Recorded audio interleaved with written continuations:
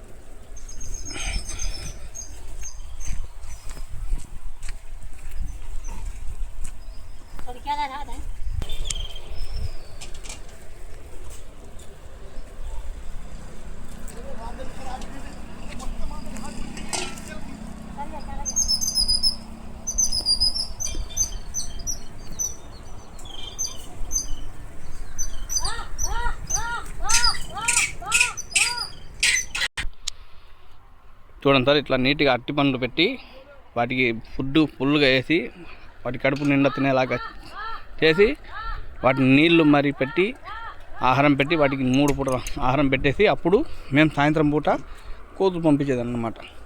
వీటికి ఏ మాత్రం హానికరం రాకుండా కొరికే వాటిని పక్కన ఉంచుతాం. ఇట్లా కొరికే వాటిని పక్కన ఉంచి మళ్ళీ బ్యాచ్ని ఆడకోతులు దాంట్లో పిల్లల కోతులు అంతా సపరేట్ ఉంచుతాం.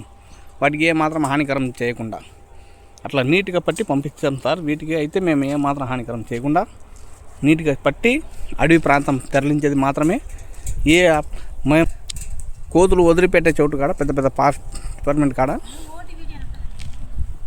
అక్కడ ఏ విలేజ్ లేకుండా మంచి అడవి చూసుకొని ఒక 100-50 కిలోమీటర్ అట్లా దూరంలో తీసుకెళ్ళి దీనికి మంచిగా ఫుడ్ నీళ్లు దొరికే చోటు, ఒక పెద్ద నదులు ఉండే చోటు, నీళ్లు ప్రభావం ఉండే చోటు కాడ మాత్రమే దీన్ని విడిచిపెట్టాలి. ఎందుకంటే 3 పూటల ఆహారం దానికి నీళ్లు కూడా అక్కడ దొరుకుతూ ఉంటాయి.